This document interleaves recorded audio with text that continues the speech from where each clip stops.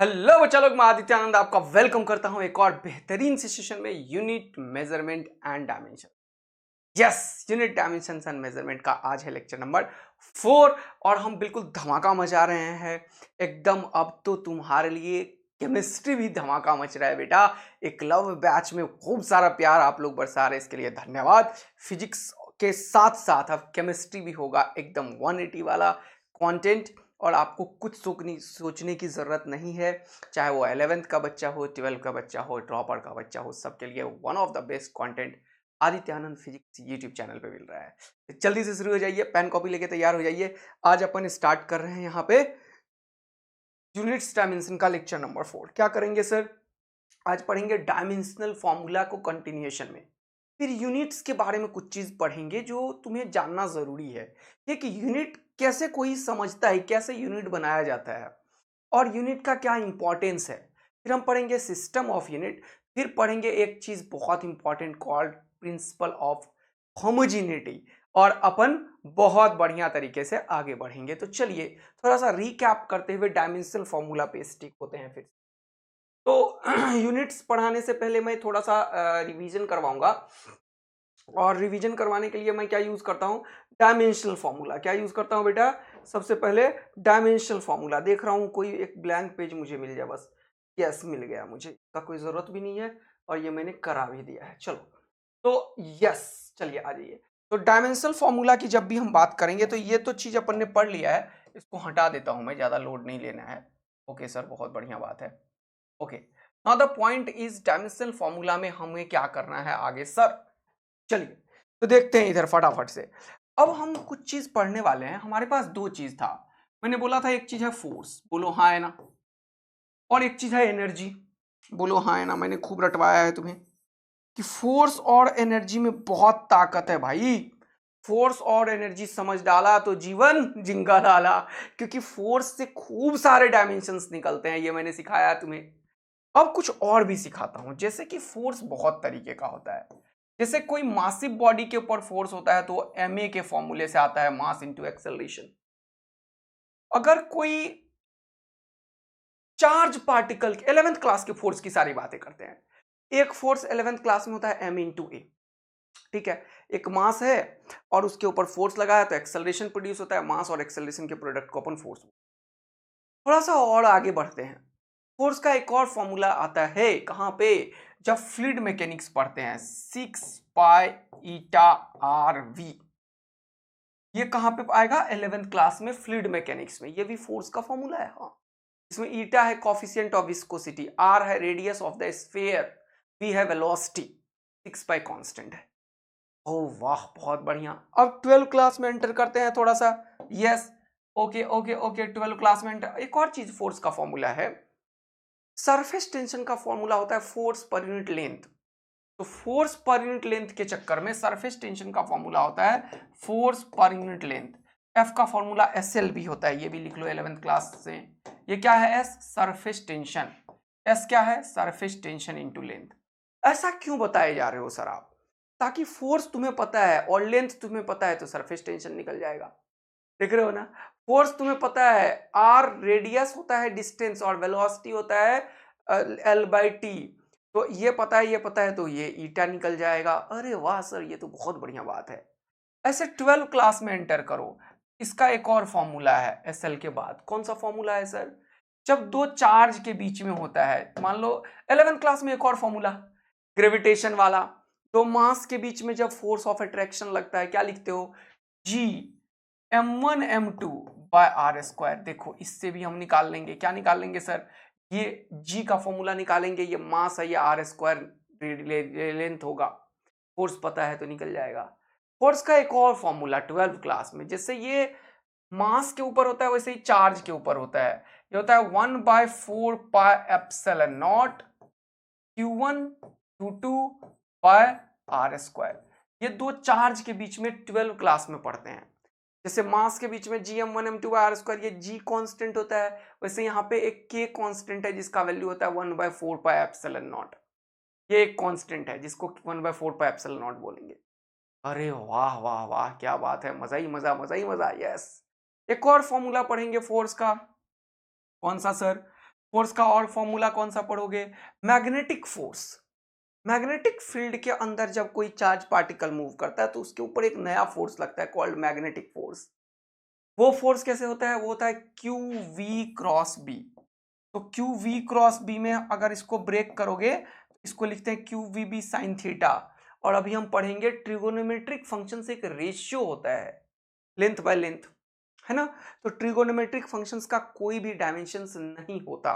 तो इसको जब ब्रेक करेंगे तो हो जाएगा Q V B sine theta, where theta is the angle between V and B. कहाँ पे पढ़ेंगे? 12 क्लास में, मैग्नेटिक फील्ड में। अच्छा, तो साइन थीटा का कोई डायमेंशन नहीं होता, इसलिए इसको हम लगभग डायमेंशन अगर इसका मैं लिखने की कोशिश करूंगा तो मैं साइन थीटा को हटा के क्या लिखूंगा? जल्दी बताओ, क्यू वी बी ही लिख दूंगा।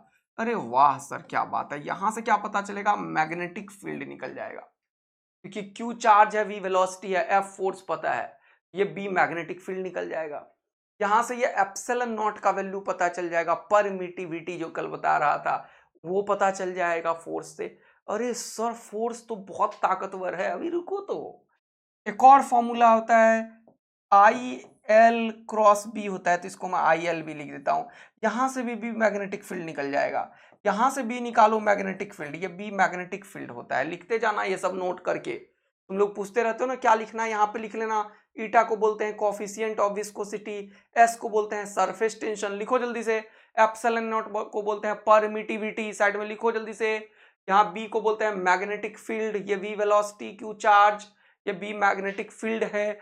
मतलब magnitude of magnetic, intensity of magnetic field को बी से डिनोट करते हैं और मैग्नेटिक फील्ड को भी बी से डिनोट करते हैं। दोनों सेम ही चीज होता है क्या? पढ़ेंगे जब मैग्नेटिक फील्ड पढ़ते हैं, तो थोड़ा सा फिजिकल इंटरप्रिटेशन डिफरेंट है।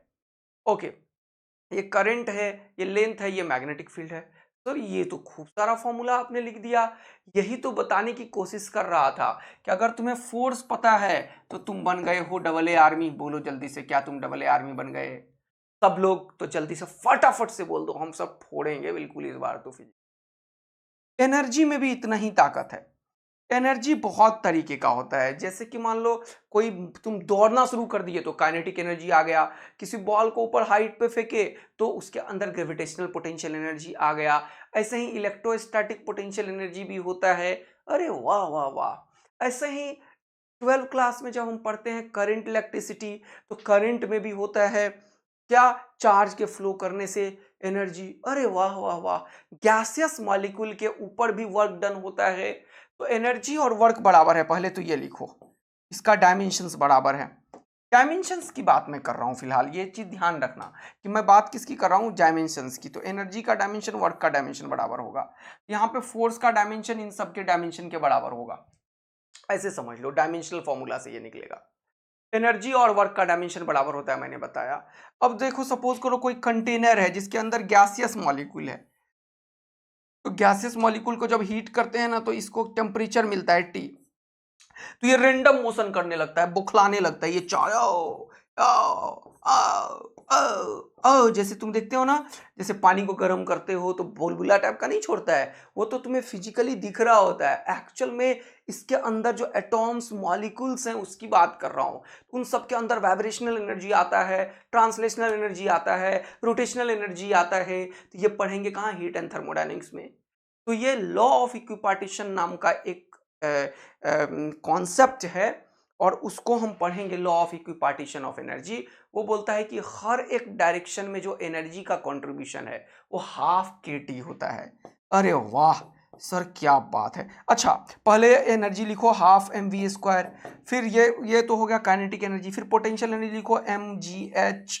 ओके, फिर ग्रेविटेशनल पोटेंशियल एनर्जी लिखो minus G M M by R. ये क्या है? ग्रेविटेशनल पोटेंशियल एनर्जी होता है, minus G M M by R. ये काइनेटिक एनर्जी होता है, ये पोटेंशियल एनर्जी, ये ग्रेविटेशनल पोटेंशियल एनर्जी। ऐसे ही इलेक्ट्रोस्टैटिक पोटेंशियल एनर्जी होता है 1/4 pi epsilon naught Q1 Q2 by R. अरे वाह सर, यहां से भी एप्सिलॉन नॉट का वैल्यू निकल सकता है क्या? निकाल के देखो, यहां से भी निकालो और यहां से भी निकालो, देखो दोनों में अंतर क्या है। देखो, मजा आ जाएगा तुम्हें, क्योंकि एनर्जी में फोर्स इंटू डिस्प्लेसमेंट होता है, यही तो सिखाया, फोर्स इंटू डिस्प्लेसमेंट। तो फोर्स का फोर्स और डिस्प्लेसमेंट का एल। तो एक एल और नीचे वाला एक एल, देखो आर स्क्वायर हो गया ना, सेम डायमेंशन मिलेगा ना दोनों से, नहीं आया समझ में, सेम डायमेंशन मिलेगा, एप्सिलॉन नॉट का यहाँ से निकालो या यहाँ से निकालो, क्योंकि सेम ही होता है, डायमेंशन तो अलग थोड़ी आ जाएगा, लेकिन पावर है इन दोनों में। अब 11th क्लास में और थोड़ा सा आगे बढ़ेंगे तो ये जो गैसियस मॉलिक्यूल के पास टी टेम्परेचर है, इसके पास भी एक एनर्जी होता है, और यही इसका इंटरनल एनर्जी होता है, जो होता है हाफ के बी टी, यानी कि ये के बी इंटू टी क्या होता है, जल्दी से बताओ, एनर्जी होता है। अगर इसके ऊपर मैं एक पिस्टन लगा दूं, देखते चलो क्या क्या सिखाते जा रहा हूं, पिस्टन लगा दूं इसमें, ऊपर पिस्टन लगा दिया ये लो, और पिस्टन से मैं इसको ऊपर धक्का दूं, मान लो ये पिस्टन मान लो यहाँ पे था पहले, ठीक है, और मैंने ऊपर से धक्का देते देते पिस्टन को यहाँ पे लेके आ गए, पिस्टन को धक्का दिया, देखो इधर ध्यान से, पिस्टन को क्या किया, धक्का दिया, पिस्टन को क्या किया, धक्का दिया, तो पिस्टन को धक्का दिया तो धक्का देते देते पिस्टन नीचे आ गया, मान लो पिस्टन नीचे आ गया, मान लो पिस्टन नीचे यहाँ पे आ गया, मान लो ये कुछ वर्क डन करता है इस गैसियस मॉलिक्यूल के ऊपर, और वही वर्क डन एनर्जी में कन्वर्ट होता है। हाँ सर, तो गैसियस मॉलिक्यूल के ऊपर भी वर्क डन 11th क्लास में पढ़ेंगे, जो होता है pressure into change in volume, PDV. तो ये भी वर्क डन होता है, और वर्क डन ही एनर्जी है, तो पी डेल्टा वी करते हैं, और मैंने अभी बताया था चेंज का कोई भी डायमेंशन अंतर नहीं होता, डेल्टा का कोई डायमेंशन नहीं होता, तो इसका डायमेंशन, और पी प्रेशर है और वी वॉल्यूम है, ध्यान रखना है, वी यहाँ पे वेलोसिटी नहीं है, वेलोसिटी छोटा है, स्मॉल वी होगा, ये वॉल्यूम है, लिख लो जल्दी से, लिख लो जल्दी से, तो P into V, pressure into volume, ये भी एनर्जी के बराबर होता है। अरे बाप रे बाप, अभी तो शुरुआत हुआ है, रुको तो। अब सपोज करो तुमने 11th क्लास में पढ़ा हुआ है, क्या पढ़ा है जल्दी से बताओ, 12 क्लास, सॉरी 9th क्लास में, कि एक रेसिस्टेंस होता है जिसको ऐसे जिग जिग जिग जिग जिग दिखाते हो। फिर अभी 12 क्लास में जाओगे तुम लोग तो पढ़ोगे, एक चीज और होता है कॉल्ड कैपेसिटेंस, को सी से डिनोट करते हैं, एक चीज और होता है जिसको बोलते हैं इंडक्टेंस, इसे एल से डिनोट करते हैं, तो एल क्या है लिख लो जल्दी से, इंडक्टेंस, सी क्या है कैपेसिटेंस, आर क्या है रेसिस्टेंस, लिखते चलो नोट्स में, तो पी इंटू वी, तो क्या हो जाएगा, यहाँ पे इनके अंदर भी एनर्जी होता है, इसके ऊपर एनर्जी चार्ज के टर्म्स में होता है, in terms of electric field lines, इसके अंदर एनर्जी होता है in terms of magnetic field lines. ये सब कब पढ़ेंगे सर, 12 क्लास में, ये क्या है मैग्नेटिक फील्ड लाइंस, और इसके ऊपर एनर्जी होता है करंट के टर्म्स में, आई स्क्वायर आर टी, टी के टर्म्स में। तो ये बड़ा ही इंपॉर्टेंट चीज सर आपने बता दिया है हमें, कि ये एनर्जी तो बहुत ही पावरफुल चीज है कि नहीं, एनर्जी तो बहुत ही पावरफुल चीज है। अब एक और चीज समझो, अभी तो सीखते चलो बस तुम, तो रेसिस्टेंस में जब एनर्जी की बात करेंगे तो हम लिखेंगे कौन सा formula, I square R into T, क्या लिखेंगे, I square R into T, जल्दी से लिखो, आई छोटा सा इसको चेंज करो, क्या लिखेंगे जल्दी से बताओ, I square R into T, I square R T, या आर रेसिस्टेंस है। इंडक्टेंस में लिखेंगे तो लिखेंगे हाफ एल आई स्क्वायर, ये एल इंडक्टेंस है। ऐसे ही अगर चार्ज में लिखेंगे तो इसको Q square by two C लिख सकते हैं। सर ये तो गजब, पूरा 11 12 का सारा एनर्जी का फॉर्मूला पता चल गया, इसी से डायमेंशंस निकलता है दोस्त।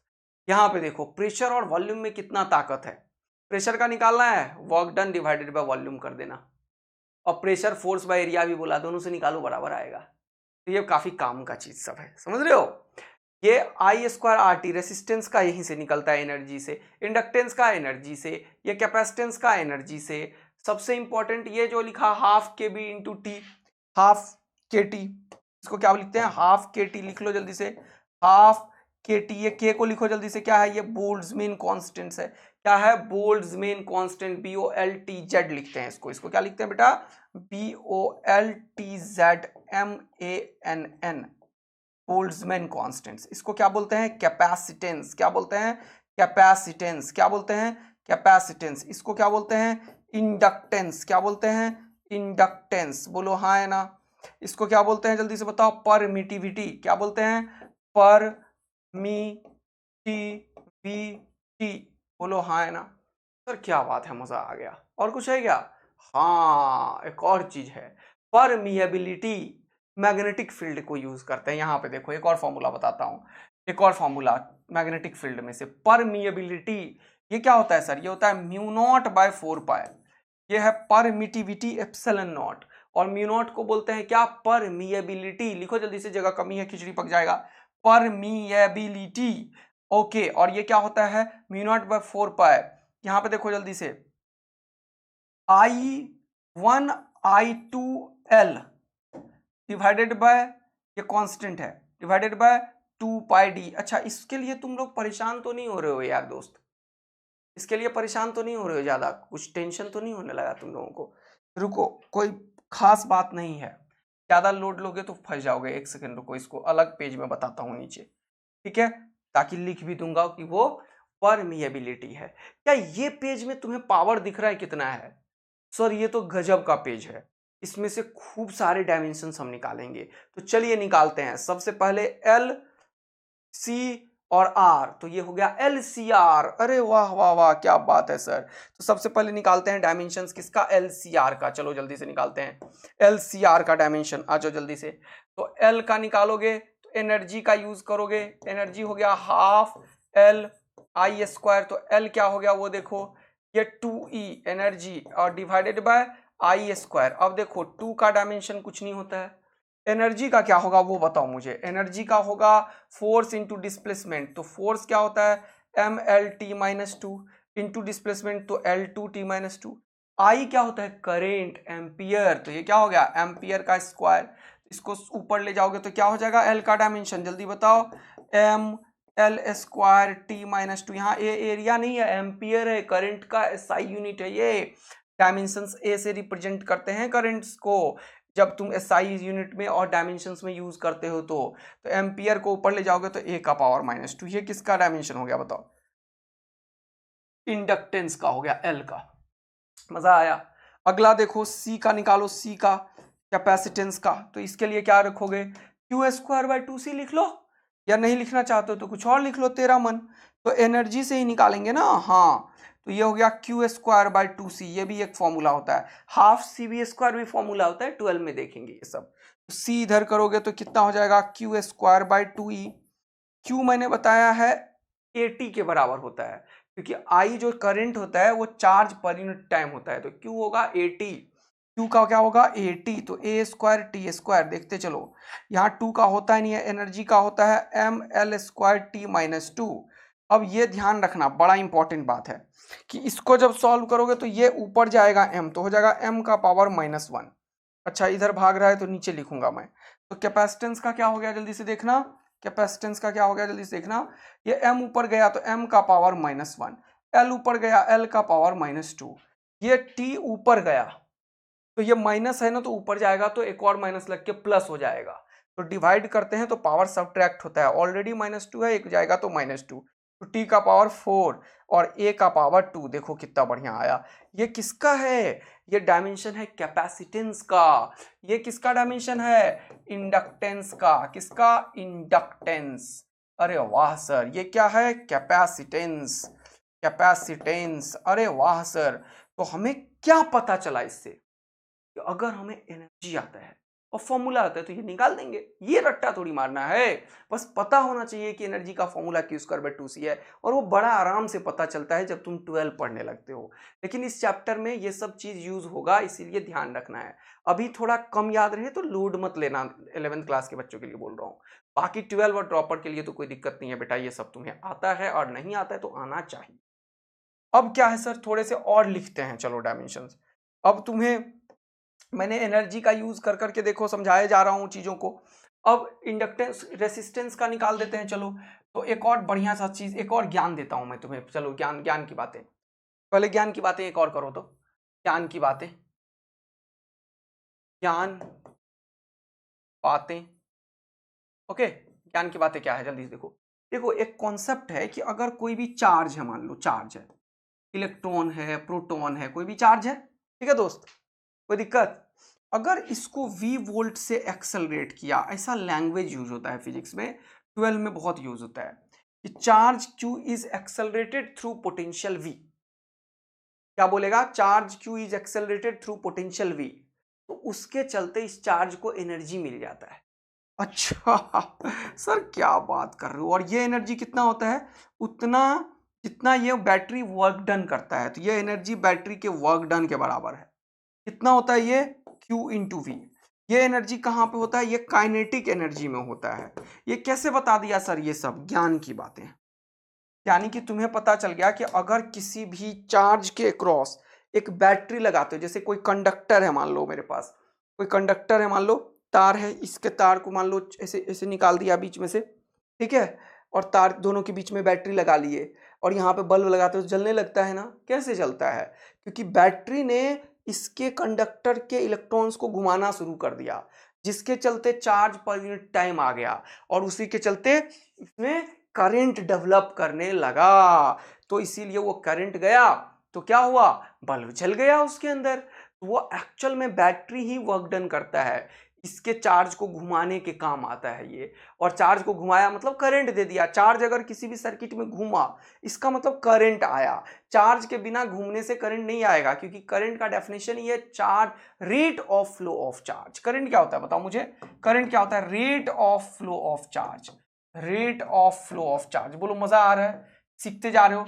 थोड़ा इतना एलिबरेट क्यों कर दे रहा हूं, ताकि तुम्हें याद हो जाए बेटा। ये D Q by D T या delta Q by delta T भी लिखा जाता है। ये delta Q by delta T, delta का कुछ होता नहीं डायमेंशन, या क्यू बाई टी भी लिखा जाता है, या D Q by D T भी लिखा जाता है। तो ना डी का डायमेंशन होता है ना डेल्टा का होता है, तो अंत में क्यू बाई टी ही लिखना होता है।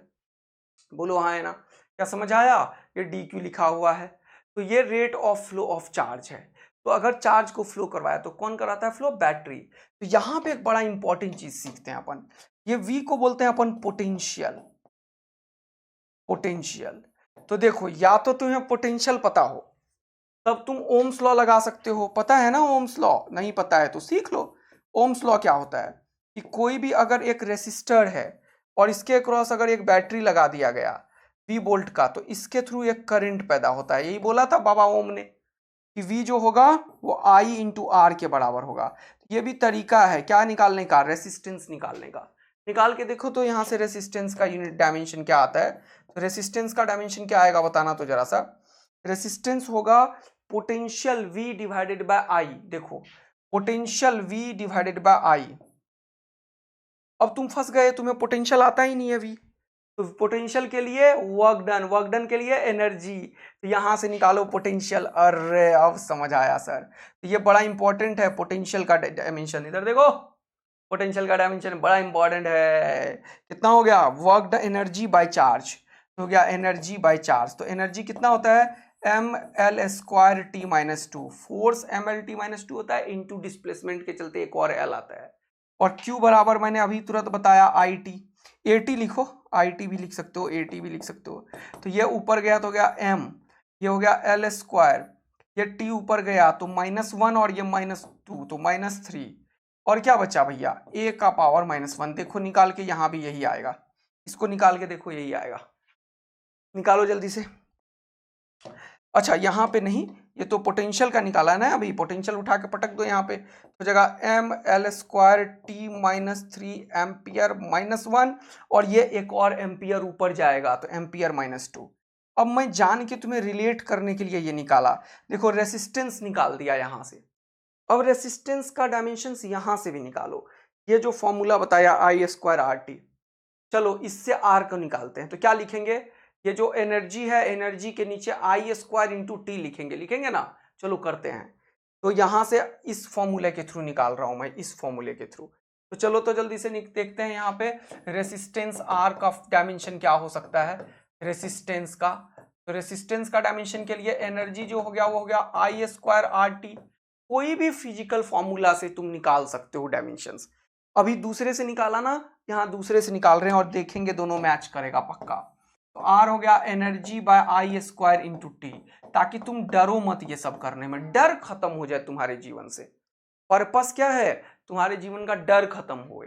तो ये ई जो होगा वो क्या होगा जल्दी बताओ, M L square T -2। Okay दोस्त, या आई क्या हो गया ए टी, इसका क्या होगा स्क्वायर, और ये हो गया टी। तो इसको सॉल्व करो चलो जल्दी से फटाफट।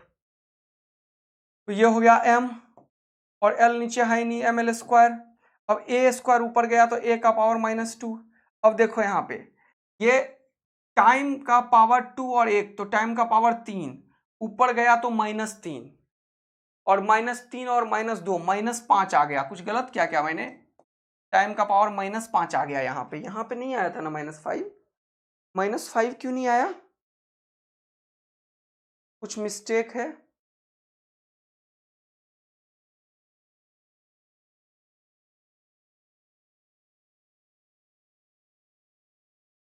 यहाँ पे गलती कर दिया हूँ मैं।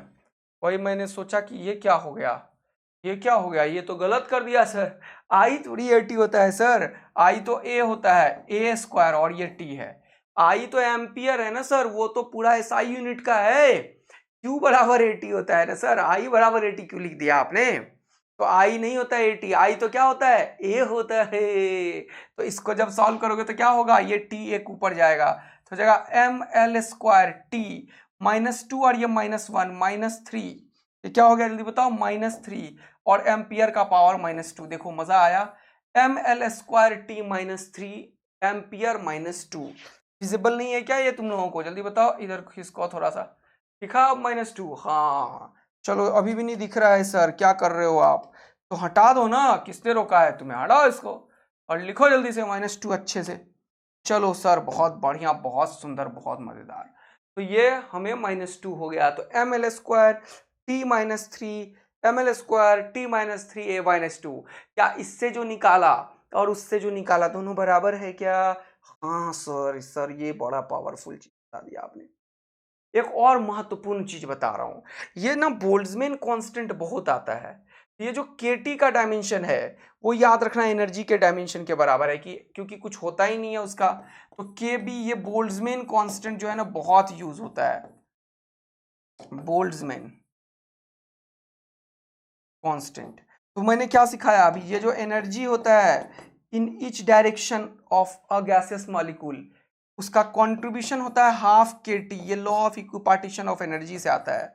तो एनर्जी का डायमेंशन kT के बराबर होगा, ये बहुत यूज करूंगा मैं, याद रखना। जब भी मुझे kT मिलेगा तो मैं एनर्जी लिख दूंगा, और एनर्जी क्या लिखूंगा मैं, एम एल स्क्वायर टी -2। तो यहां से जब मुझे कभी भी kT मिलेगा मैं एम एल स्क्वायर टी -2 लिखूंगा, याद रखना तुम लोग। जब भी मुझे kT मिलेगा एम एल स्क्वायर टी -2 लिखूंगा, याद रखना तुम लोग। अब मुझे क्या करना है सर, अब मुझे बोल्ट्जमैन कांस्टेंट का निकालना है केबी का। तो ये क्या है, ये याद रखना, ये टेम्परेचर है और ये टाइम है। तो टेम्परेचर है, ये टी जो है वो टेम्परेचर है, याद रखना, ये गलती मत कर देना। ये क्या है, टेम्परेचर है, टेम्परेचर है, ये क्या है, टेम्परेचर है। और ये क्या है, टी, ये टाइम है। दोनों एक ही तरीके का है, तो इसको चेंज करो, इसको केबी लिख दिया जान के, और इसको अपन कैल्विन से डिनोट करने के लिए सिखाए थे, के या थीटा से टेम्परेचर को। इसको क्या लिखोगे, नीचे आएगा ये, तो जगह एम एल स्क्वायर टी -2, और ये टेम्परेचर को मैंने सिखाया था कैल्विन लिखो, के या थीटा भी लिख सकते हो। तो तुम यहाँ पे कैल्विन के यहाँ पे है तो थीटा लिख लो, और ये नीचे जाएगा तो थीटा इनवर्स। देखो ये बोल्ट्जमैन कांस्टेंट का डायमेंशंस है। क्या ये याद रखना है? बिल्कुल नहीं। क्या याद रखना है सर फिर? ये याद रखना है, एनर्जी ½ kT सर ने बताया है, जहां पे के बोल्ट्जमैन कांस्टेंट होता है, टी टेम्परेचर होता है। तो बोल्ट्जमैन कांस्टेंट पूछेगा तो एनर्जी को टेम्परेचर से डिवाइड करना आता है ना, और एनर्जी तो कितनी बार बताया, M L square T -2। Energy क्या होता है, फोर्स इंटू डिस्प्लेसमेंट। तो फोर्स क्या होता है, एम एल टी -2, और उसमें एक और एल लगाएंगे तो एम एल स्क्वायर टी -2। उसके नीचे ये टेम्परेचर से डिवाइड करेंगे तो ये ऊपर टी -1 हो जाएगा, है कि नहीं? टी लिखते नहीं हैं अपन टेम्परेचर के लिए, या तो कैल्विन लिखते हैं के, या तो थीटा लिखते हैं। यहाँ मैंने थीटा यूज किया, किसी में के इनवर्स हो सकता है। तो अभी तक तुम्हें मस्त वाला मजा आ गया, तो तुम 2-3 चीज और सीखो। अब अगर मैं तुम्हें बोलूं कि देखो बेटा, ये फोर्स का सारा फॉर्मूला तुम याद रखना, तो 2-3-4 बार लिख लेना, अपने आप याद हो जाएगा, कोई दिक्कत की बात नहीं है। और जैसे जैसे चैप्टर पढ़ते जाएंगे वैसे वैसे याद होगा। एक बहुत इंपॉर्टेंट फॉर्मूला है फोर्स का, होता है Q इंटू ई। इससे इलेक्ट्रिक फील्ड निकालेंगे अपन। ये भी एक फॉर्मूला होता है फोर्स का, F बराबर QE, F बराबर Q इंटू ई। M इंटू बी भी होता है, लेकिन वो तुम मैग्नेटिक डायपोल मोमेंट अभी नहीं पढ़ाया, और इतना फॉर्मूला पूरा 11-12 यही पढ़ा दूंगा तो फिर बचेगा क्या? तो यहां से इलेक्ट्रिक फील्ड का फॉर्मूला निकालो, वो हो जाएगा force divided by Q electric field. Magnetic field का निकालो तो हो जाएगा force divided by Q B. तो ये भी निकालो जल्दी से, electric field and magnetic field. Sir हमें समझ में आ गया आप क्या बोल रहे हो, आप ढेर सारा डायमेंशंस और फॉर्मूला निकाल दोगे। तो मैं अब तुम्हें होमवर्क देता हूं 20 आज, देखो क्या क्या। इसका डायमेंशन मुझे निकाल के दो, जो चीज में क्वेश्चन मार्क लिख रहा हूं मैं वो सब निकालना है। ये निकालना है कोफिशिएंट ऑफ विस्कोसिटी, ये निकालना है सरफेस टेंशन, यहाँ पे ये निकालना है जी, इस सब का डायमेंशन निकालना है। यहाँ पे एप्सिलॉन नॉट निकालना है, ओके। यहाँ से मैग्नेटिक फील्ड निकालना है, ओके। यहाँ से ई का डायमेंशन निकालना है, ओके। यहाँ पे बी का एक जगह से निकाल लोगे तो बात बराबर ही हो जाएगा, कोई दिक्कत की बात नहीं है। ये सब का डायमेंशंस इसमें से निकालोगे तुम, क्या बोलो हाँ या ना? क्या सब बच्चा समझ गया कि सर फोर्स और एनर्जी समझ डाला तो जीवन जिंगा लाला? सर ये तो इतने सारे क्वेश्चन आपने करा दिया, एक क्वेश्चन, दो क्वेश्चन, तीन क्वेश्चन, चार क्वेश्चन, पांच क्वेश्चन, छह क्वेश्चन, अरे यही तो क्वेश्चन होता है। इसी में मैं लिख देता find the dimension of coefficient of viscosity, चार ऑप्शन बोलता, चार को एक question. Find the dimension of surface tension, question बन गया। Find the dimension of gravitational constant, question बन गया। Find the dimension of epsilon not permittivity, ओहो हो मजा आ गया सर। तो इसी तरीके से find the dimension of acceleration due to gravity, find the dimension of G. अब यहां से निकालो या यहां से निकालो कोई फर्क नहीं पड़ता। अब माइनस और प्लस का कोई डायमेंशन नहीं होता तो लोड मत लेना। फाइंड द डायमेंशन ऑफ के बी सी आई आर, सब निकाल दिया। प्रेशर तुम्हें पता है। बोलो कितना मजा आया। तो अब एक और चीज, बड़ा अच्छा चीज सिखाने के लिए मूड में आ गया हूं मैं। इस तरीके से सर डायमेंशन फॉर्मूला का तो बुखार छुड़ा देंगे हम। यस, आपको ढेर सारे डायमेंशन फॉर्मूला लिखना आना चाहिए, तो आपका ये कर्तव्य बनता है कि इसे ध्यान। अब कुछ एग्जाम में क्वेश्चन, जैसे नीट में ये क्वेश्चन खूब आया हुआ है कि भैया एक कॉन्सेप्ट है, देखो स्पीड ऑफ लाइट सी, ये जो था वो होता है 1/√अंडर, ये क्या हुआ भैया, ऐसे क्यों हो रहे हो तुम? सी स्पीड ऑफ लाइट होता है 1/√अंडर mu naught into epsilon naught. तो ये ना इतनी बार पूछा है ना कि तुम सोचोगे कि अरे बाप रे, ये खूब पूछता है कि 1/μ0 इंटू एप्सिलॉन नॉट का डायमेंशन बताओ। तुम्हें याद रखना ये स्पीड ऑफ लाइट के बराबर होता है, यानी कि इसका डायमेंशन जानते हो कितना होगा? m तो होगा नहीं, m लिख दिया तो लिख दो m का पावर 0 लिख दो, इसमें क्या है LT-1। अरे यार ये तो बड़ा ही आसान है यार, क्योंकि ये स्पीड ऑफ लाइट के बराबर होता है। ये प्रूफ करेंगे 12th क्लास के एक चैप्टर में इलेक्ट्रोमैग्नेटिक वेव में कि कैसे c 1/μ0 और एप्सिलॉन नॉट के बराबर होता है।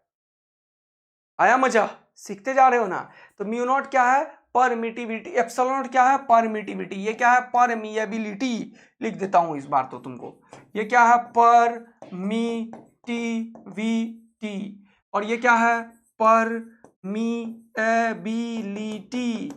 अच्छा, परमिएबिलिटी ऑफ फ्री स्पेस तो क्या बोलते हैं? Permeability of free space. जब नीचे ये जीरो लिख दे तो परमिएबिलिटी ऑफ फ्री स्पेस, ये क्या है? Free space. अरे वाह सर क्या बात है, खूब सारा चीज सिखाए जा रहे हो। Permittivity of free space. Okay sir, मजा आया, बहुत ही अच्छा लगा। कितनों को मस्त मजा आया जल्दी से कमेंट करो। सर मस्त वाला मजा आ गया, एकदम MMA हो रहा है, जल्दी लिखो। एकदम सर तगड़ा, हम लोग AA आर्मी बन चुके हैं, फोड़ू बच्चे हैं हम लोग। ठीक है दोस्त, तो ये सब कुछ तुम्हें आना चाहिए। अब सी लिख दिया तो एक और चीज 12th क्लास में पढ़ेंगे, जानते हो क्या? कि सी ई और बी के रेशियो से निकलता है। ये ई और बी का रेशियो होता है सी। ई नॉट और बी नॉट होता है जनरली तो यहाँ पे सी को वी लिख देता हूं तब मजा आ जाएगा। चलो वी ये होता है, ये भी एक डायमेंशन होता है। तो इलेक्ट्रिक फील्ड और मैग्नेटिक फील्ड का रेशियो वेलोसिटी के बराबर होता है, और इसका पीक वैल्यू पीक वोल्टेज के बराबर होता है, जो स्पीड ऑफ लाइट सी होता है। तो ये सब पढ़ेंगे क्या सर? यस, कहां पे पढ़ेंगे सर? 12th क्लास में। तो ये सारा electric field, magnetic field, permeability, permittivity, ये सब कहां पढ़ेंगे? इंडक्टेंस, कैपेसिटेंस, ये सब कहां पे पढ़ेंगे? 12th क्लास में। ओके, बहुत बढ़िया, 12 फिजिक्स में ये सब टर्म आएगा। लेकिन क्योंकि डायमेंशंस तो किसी का पूछ ही सकता है MLT, तो वो तुमसे पूछेगा तो तुम बता दोगे। तो इस तरीके से खूब सारे क्वेश्चंस तुम्हारे दिमाग में चलने चाहिए अब, और सारा डायमेंशंस लिख लेना चाहिए। बहुत सारा डायमेंशनल फॉर्मूला आज मैं तुम्हें लिस्ट दूंगा, उसको एक बार कवर करना है, ठीक है? बिल्कुल लिस्ट दे दूंगा, अगर आज नहीं दे पाया तो कल दे दूंगा। वो सारे लिस्ट के जितने भी फॉर्मूला आप लिख लोगे, तो अब अगर तुम लोगों को कॉन्फिडेंस आ रहा होगा कि सर डायमेंशन में कॉन्फिडेंस आ रहा है, अभी लिस्ट के सारे क्वेश्चंस करने हैं, तो एक बार NCERT का जितना भी डायमेंशन है सब लिखना। और ये सब तुम कहाँ फंसोगे पता है? तुम इस फॉर्मूला में फंसोगे, क्योंकि तुम्हें अभी नहीं आता है ये सब। तुम कभी भूल जाओगे, अरे कैपेसिटेंस में सर ने क्या बताया था, Q²/2C भूल जाओगे। लेकिन ये पता है कि अगर ये एनर्जी है तो सी ऊपर और ये नीचे, हो गया डायमेंशन। तुम ये फंस जाओगे कि सर ने बताया था हाफ के T is the contribution of energy of gases molecule in each direction का है, तो के बोल्ट्जमैन कांस्टेंट है, ये फंस जाएगा तुम्हारा। लेकिन ये अगर पता रहेगा कि एनर्जी हाफ के टी के बराबर है तो के टी कहीं भी आएगा तो एनर्जी से रिप्लेस करेंगे अपन क्वेश्चन में अभी। तो कोई भी डायमेंशन तुम निकाल पाओगे, बट इंपॉर्टेंट पॉइंट क्या है कि तुम्हें इस तरीके से चीजों ध्यान में रखनी पड़ेगी और चीजें लिख लेना, surface tension, gravitational constant, permittivity, permeability, electric field and so on so on. Done done done है, सबका डायमेंशंस लिख डालोगे, 4 डालोगे, 5 डालोगे, यस सर। तो अब अपन आ रहे हैं कहां पे, बहुत इंपॉर्टेंट चीज है यूनिट को समझने। अब देखो ध्यान से, यूनिट क्या होता है। जैसे सपोज करो कि मैंने तुम्हें बोला कि बेटा बताओ ये कितना लेंथ इस पेन का कितना है, तो तुम क्या करते हो, तुम स्केल लाते हो, स्केल का यहां से यहां तक का लेंथ तो स्केल से मैच कराते हो, और स्केल में पहले से ऐसे एक लाइन खींचा रहता है, फिर 1 2 3 4 5, फिर 1 सेंटीमीटर, फिर 1 2 3 4 5, फिर 2 सेंटीमीटर, फिर 3 सेंटीमीटर, फिर 4 5 6 7 8, मान लो 5 7 सेंटीमीटर का हो गया ये, मान लो। तो तुमने क्या किया, तुम्हारे पास एक पहले से वेल डिफाइंड एक स्किल है, इसका एक जो वो है, दो लाइन छुटकी सी लाइन के बीच का डिस्टेंस वो 0.1 mm के बराबर है, ये पूछा। तो 10 mm तक तुम काउंट करते हो एक्चुअल में, या तो एक जो है वो 0.2 mm होता है, तो दो दो करके 5 बार जाते हो तो 10 हो जाता है, तो 10 के चलते वो हो जाता है 1 सेंटीमीटर। या नहीं तो जिसमें एक एक करके 10 लाइन खींचा होता है उसका एक होता है 0.1, जल्दी से बताओ, सेंटीमीटर होता है, या फिर 1 mm होता है, तो 1 mm 2 mm 3 mm 4 mm 5 mm 6 mm 7 mm 10 mm, वो किसके बराबर हो गया, 1 सेंटीमीटर के बराबर हो गया। 10 mm किसके बराबर हो गया, 1 सेंटीमीटर के बराबर हो गया। तो इस तरीके से तुम्हें समझ में आ रहा है अब कि सर हमें कहानी पता चल रहा है, 1 सेंटीमीटर 10 mm के बराबर है, तो छोटे छोटे 10 के बराबर है। अब सोचो लोगों ने ये कैसे बनाया, लोगों को जरूरत पड़ी इस लेंथ को रिप्रेजेंट करने के लिए, तो जब जरूरत पड़ी लोगों को तो लोगों ने सोचा, फिर लोगों ने डिफाइन किया कि 1 mm क्या होना चाहिए।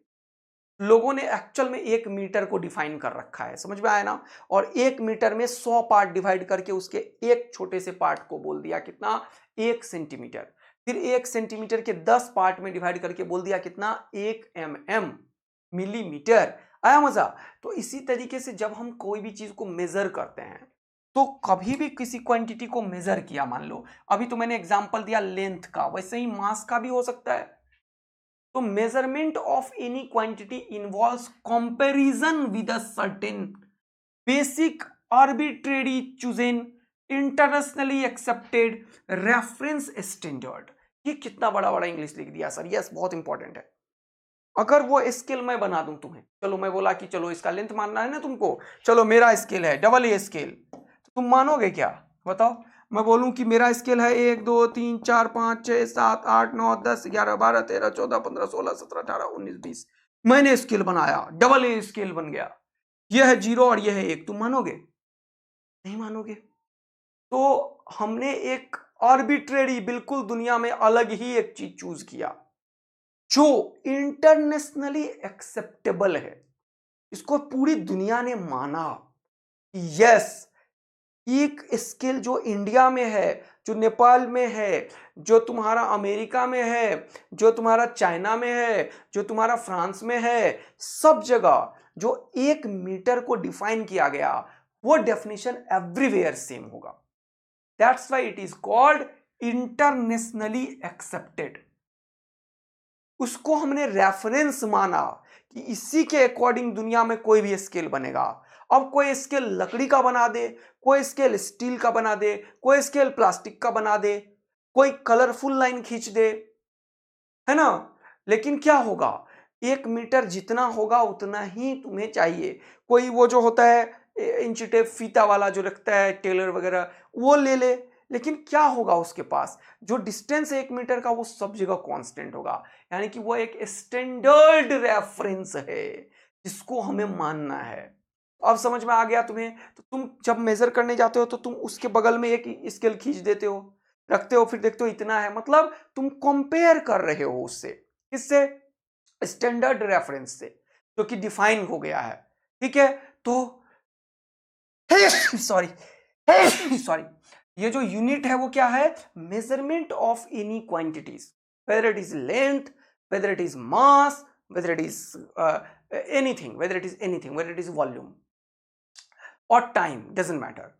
तो measurement of any quantity involves comparison with a certain basic arbitrary chosen. Arbitrary मतलब होता है कोई भी ऐसे ही रेंडमली आर्बिट्रेरी चूज किया गया है उसको, उसका कुछ नहीं है, लेकिन इंटरनेशनली एक्सेप्टेड है वो और रेफरेंस स्टैंडर्ड है जिसको हम यूनिट का नाम देते हैं. तो यूनिट क्या है वो, उसके अंदर क्या होना चाहिए, यूनिट में क्या होना चाहिए, सबसे स्पेशलिटी क्या है यूनिट का, जल्दी से बताओ. स्पेशलिटी क्या है यूनिट का, जल्दी से बताओ. सबसे पहले स्पेशलिटी क्या है, स्पेशलिटी क्या है यूनिट का, जल्दी से बताओ. सबसे पहले फटाफट से बताओ. स्पेशलिटी क्या है कि वो इंटरनेशनली एक्सेप्टेड हो, स्टैंडर्ड रेफरेंस हो, और हम जब कंपेयर करेंगे उसे तो वो बिल्कुल एग्जैक्ट जहां पे यहां पे बताए वही अमेरिका में बताए, वही इंडिया में बताए, सब जगह बताए. बात समझ में आ गया. तो हम उसे मान लिए हैं कि भैया तुम एक यूनिट हो. फॉर एग्जाम्पल जैसे कि मान लो तुम्हें लेंथ का यूनिट है, तो लेंथ के लिए यूनिट क्या तुमने बोला है, लेंथ के लिए क्या बोला तुमने, एसआई में बोला मीटर यूज करेंगे हम, तो हम सबने दुनिया वालों ने मान लिया यस 1 मीटर. सीजीएस वालों ने अभी पढ़ेंगे ये सीजीएस सेंटीमीटर ग्राम सेकेंड, इसने बोला मैं सेंटीमीटर में यूज करूंगा, सबने स्टैंडर्डली माना. लेकिन अब हम हमेशा एसआई सिस्टम को ही एक्सेप्ट किए हैं, यानी कि लेंथ को मेजर करना है तो मीटर में यूज करेंगे, है कि नहीं, बोलो कोई दिक्कत है. अब क्योंकि तुम्हारे पास एक यूनिट पता चल गया कि ये एक स्टैंडर्ड रेफरेंस है, इंटरनेशनली एक्सेप्टेबल है, और किसी भी लेंथ को मेजर करने के लिए हम एक standard reference arbitrary chosen quantity से कंपेयर करते हैं जिसे हम यूनिट का नाम देते हैं.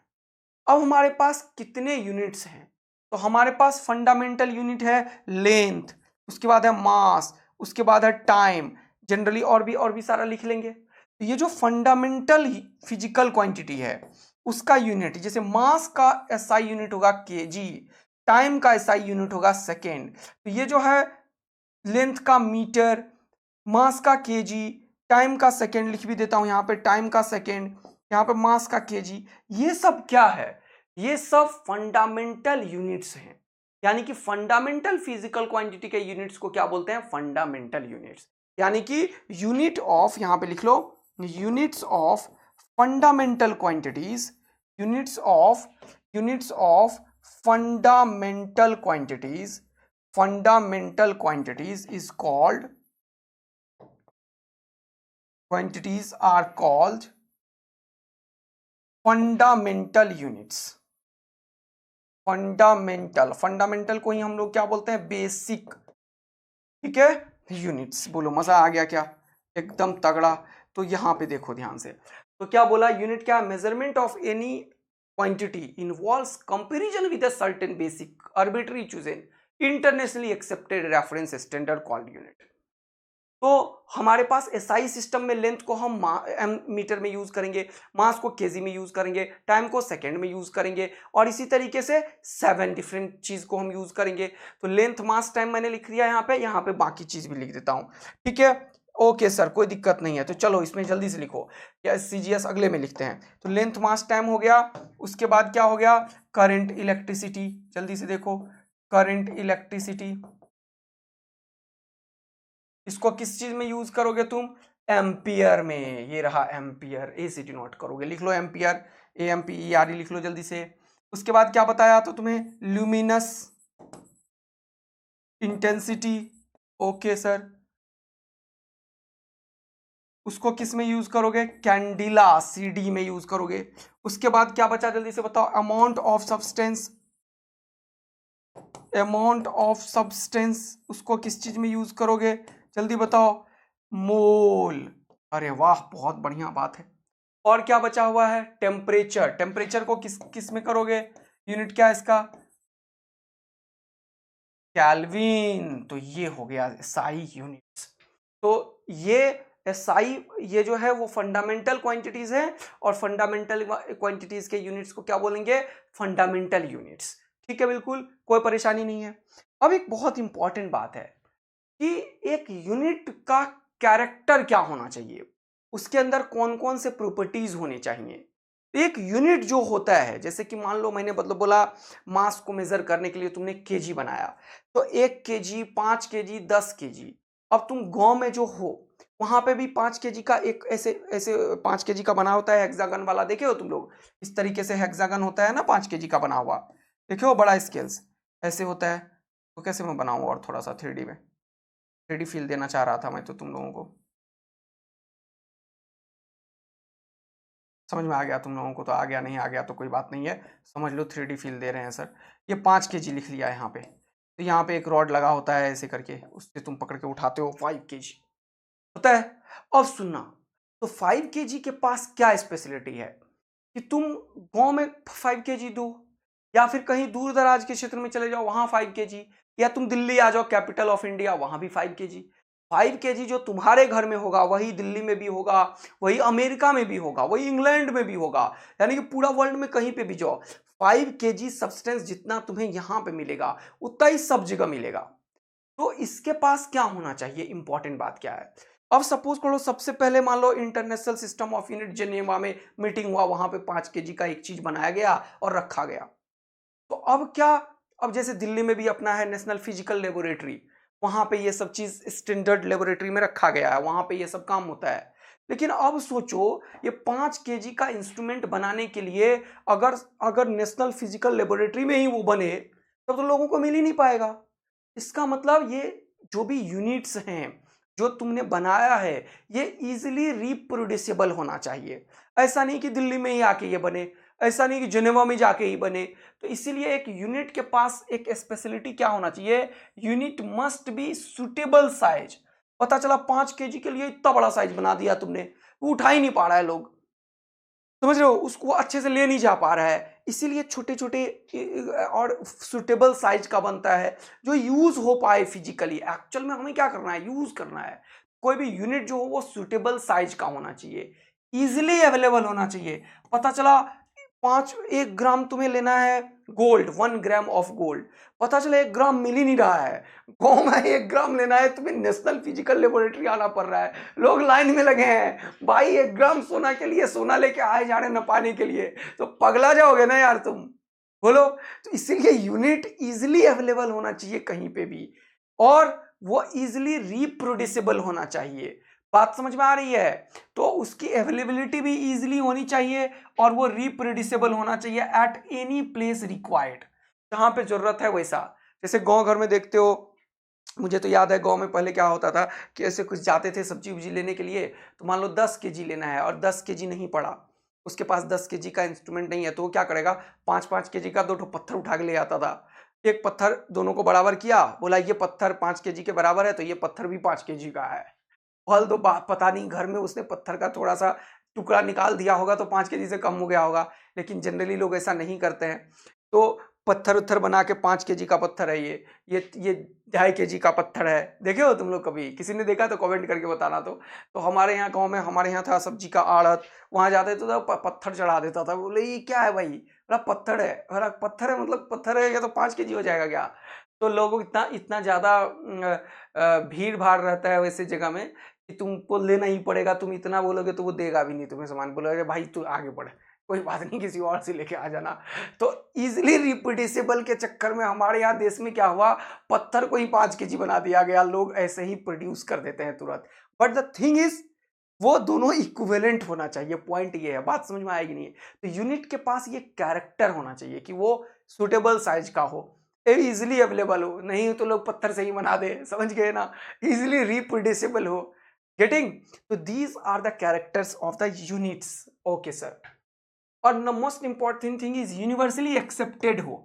जैसे कि तुम गाँव गए, मान लो दिल्ली में सरकार ने बोला कि अब 5 केजी ये है, गाँव में गए, गाँव वालों ने बोला अरे क्या बोल रहे हो, 5 केजी हट नहीं देंगे। जैसे कि दूध में अक्सर चोरी होता था मेरे यहाँ, जब गाँव में मैं देखता था बचपन में, तो दूध लाने के लिए हम लोग जाते थे, समझे? ऐसे किसी दिन दूध नहीं पहुंचाया किसी ने, तो ऐसे पापा बोले अरे उसके पास जाके दूध ले आओ, तो साइकिल उठाए टिक टिक टिक टिक टिक टिक करते करते गए दूध लेने गए। तो दूध वाला क्या करता था, उसके पास अलग ही टाइप का रहता था कुछ बर्तन, वो कोई गिलास से 1 गिलास दे दिया, हो गया 1 पौवा दूध, 250 250 ml। तो हमें समझ नहीं आता था भाई, एक ग्लास, किसी का ग्लास छोटा होता है, किसी का ग्लास बड़ा होता है, कोई वो जो छोटा सा जग नहीं आता है, ऐसे जग से निकाल के एक दे दिया, बोला 250 ग्राम हो गया, 4 बार डाल दिया तो बोला 1 केजी हो गया। तो उन्होंने क्या किया, अपना ही यूनिट बना के बैठा हुआ है भाई साहब। समझ आया कि नहीं आया? तो लेकिन उसे हमने एक्सेप्ट कर लिया। अगर उसे हम एक्सेप्ट नहीं करें तो वो चीज नहीं बन पाएगा। तो यूनिट के पास एक कैरेक्टर होना चाहिए, एक कैरेक्टरिस्टिक्स ये होना चाहिए कि भाई वो एक्सेप्टेबल हो। पता चला हमने बनाया और कोई दुनिया में एक्सेप्ट ही नहीं कर रहा उसे, तो किस काम का है वो तो रिजेक्ट हो जाएगा। तो unit must be universally accepted. समझ आया कि नहीं आया? फिर a physical unit must be invariable and well defined. यही मैं बताया जा रहा था कि तुम गांव में गए और 2 केजी नापने के लिए गए, 2 केजी के बदले कोई दूसरा दे दिया। अब वो पता चला 2 केजी दिल्ली में कुछ और है, और पता चला पटना में कुछ और है, पता चला जयपुर में कुछ और है, तब तो भाई कांड ही हो जाएगा पूरा का पूरा। समझ ही गए? तो वो एक वेरिएबल नहीं होना चाहिए। ऐसा नहीं कि जगह चेंज होने से यूनिट चेंज होने लगा, उसका साइज चेंज होने लगा, वो फिक्स होना चाहिए। तो physical units must be invariable. Invariable मतलब does not change with time and places, with time and place. अब जगह और टाइम के साथ अगर चीजें चेंज होने लगी यूनिट, तब तो हो ही गया भाई साहब, किसी कर्म का नहीं बचेगा। तो वो चेंज नहीं होना चाहिए। द इंपॉर्टेंट थिंग ये है। तो तुम्हें मैंने काफी यूनिट के बारे में बताया। जब यूनिट पढ़ाया तो हमारे पास सिस्टम ऑफ यूनिट है। कितने सिस्टम ऑफ यूनिट है? हमारे पास एसआई सिस्टम है। इसको क्या बोलते हैं? System of international. इसको क्या पढ़ते हैं? System of international. ओके। फिर क्या है हमारे पास? सीजीएस है। इसको क्या बोलते हैं? इसको क्या बोलते हैं? Centimetre gram second. ये क्या है? सीजीएस यूनिट है। इसका नाम ही है क्या है? सीजीएस। एक और क्या है? एमकेएस। ये एमकेएस पहले था, एमकेएस को ही बाद में, एमकेएस में पहले 3 यूनिट्स थे, मास लेंथ टाइम। ठीक है? एमकेएस, अब देखो जैसे कि मास है, लेंथ है, ओके, और टाइम है। तो एसआई सिस्टम ऑफ यूनिट में हमारे पास मास लेंथ टाइम के अलावे और भी चीज ऐड किया गया।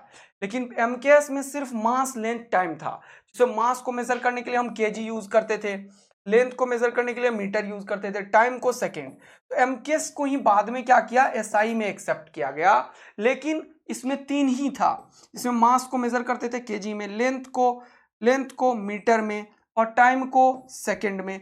लेकिन इसके अलावे इसमें 4 और ऐड किया गया इन 3 के अलावे। कौन कौन सा? जल्दी से बताओ। टेम्परेचर के लिए केल्विन और थीटा, यस। उसके बाद अमाउंट ऑफ सब्सटेंस के लिए मोल, करंट इलेक्ट्रिसिटी के लिए एम्पियर। अच्छा, ये सब बाद में ऐड किया गया, और इन चारों को ऐड करने के बाद ये टोटल कितने हो गए? 7 यूनिट्स हो गए। तो ये केल्विन हो गया, एम्पियर हो गया, मोल हो गया, और कैंडिला हो गया। तो इन सबको एसआई सिस्टम ऑफ यूनिट में रखा गया। पहले हमारे पास था CGS system of unit. CGS में क्या होगा? मास को मेजर करने के लिए क्या यूज होता है? जल्दी बताओ। ग्राम यूज होता है। उसके बाद लेंथ को यूज करने के लिए सेंटीमीटर यूज होता है। टाइम को इसमें भी सेकेंड में ही यूज करते हैं। तो ये हो गया एमकेएस सिस्टम पहले था, उसी को एसआई में कन्वर्ट किया गया। सिस्टम ऑफ इंटरनेशनल पूरा दुनिया ये मान गया। और यहां पे 3 ही यूनिट था एमकेएस में, लेकिन बाद में इसमें 7 ऐड किया गया। फिर एक और है, कौन सा? एफपीएस। ये क्या है? फुट। इसको किस में यूज करते हो? फुट। लेंथ को किस में यूज करते हो? फुट में। तो कैंसिल करो, लिखो यहां पे मास को पौंड में, लेंथ को फुट में, और टाइम को सेकेंड में। लेकिन ये सब अब कोई भी यूज नहीं होता है, ना ये यूज होता है, ना ये यूज होता है। यूज क्या होता है? ये। लेकिन हमें पता होना चाहिए। हमारे पास एमकेएस सिस्टम ऑफ यूनिट था, सीजीएस सिस्टम ऑफ यूनिट था, एफपीएस सिस्टम ऑफ, ये फ्रेंच सिस्टम ने बनाया था, ये ब्रिटेन में यूज हुआ था, और ये अमेरिका यूज करके पूरा दुनिया को बोल दिया भैया अब तू एसआई यूज कर।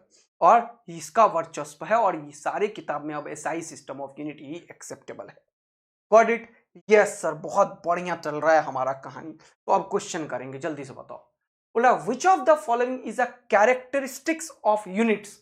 बताओ यूनिट का कैरेक्टर क्या है? The unit must be universally accepted, एकदम सही। It must be invariable and well defined, एकदम सही। It must be of suitable size and easily available, एकदम सही। All of the above. तो याद रखना, ऐसे एक पढ़ के ऑप्शन मत करना। अगर एक से दो ऑप्शन आए तो नीचे तक जाना है, देखना है ऑल द अबव है, तो ये तीनों होना चाहिए क्या, यूनिट की कैरेक्टर। बोलो बच्चों, फोड़ रहे हो क्या? अगला क्वेश्चन बोल रहा है Newton second is the unit of, और वेलोसिटी का यूनिट क्या होगा बताओ जल्दी से। वेलोसिटी क्या होता है, लेंथ बाय टाइम, तो ये क्या होगा, मीटर पर सेकेंड। क्या न्यूटन सेकेंड है, ये नहीं। मोमेंटम क्या होता है, मास इंटू वेलोसिटी, तो मास हो गया केजी, वेलोसिटी कितना हो गया, मीटर पर सेकेंड। क्या ये ऐसा है, नहीं।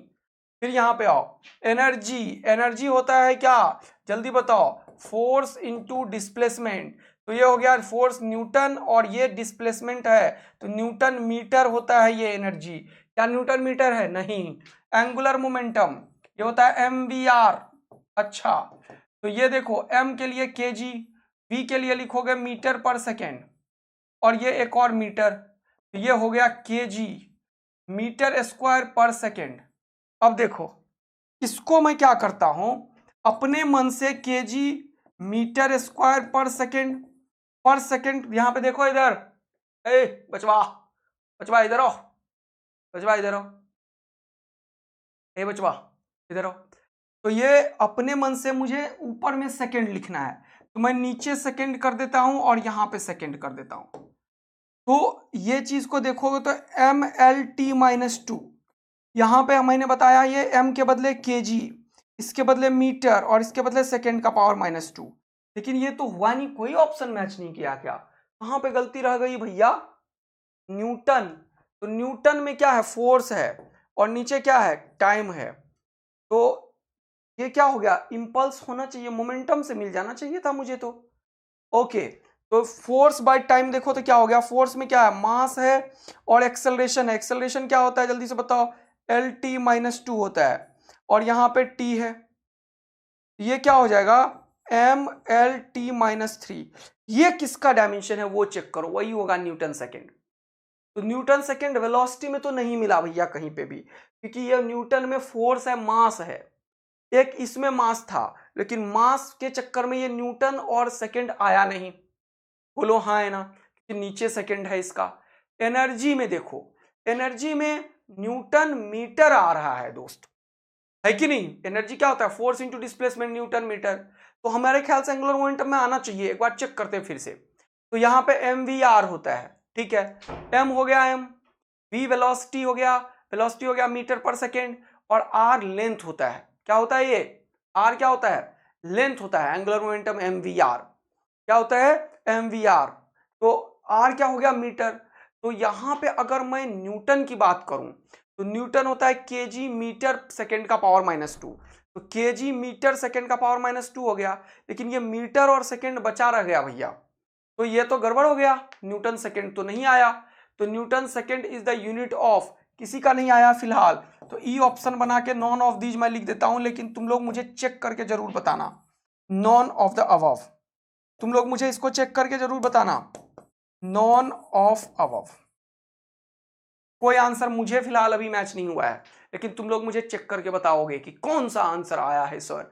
हो सकता है कोई मिस्टेक हो रहा हो, क्योंकि समय ठक ठक चल रहा है तो मेरा ध्यान उधर हो गया है अभी, इसलिए तो इसको मैं लिख भी देता हूं, चेक इट वंस। क्या करोगे, चेक करके मुझे ऑप्शन बताओगे अभी तुरंत कमेंट करके, क्या मैं सही हूं, क्या आंसर ई है या नहीं है, ठीक है, पक्का। चलो, अब which of the following is not represented in correct unit. अब देखो स्ट्रेस बाय स्ट्रेन है, तो स्ट्रेन होता है change in length, origin length होता नहीं है। स्ट्रेस होता है फोर्स पर यूनिट एरिया, तो ये हो जाएगा, ये तो करेक्ट है। सरफेस टेंशन अभी तुरंत बताया था, सर्फ SL होता है F, S क्या होगा, F बाय L, तो ये न्यूटन बाय मीटर, ये सही है।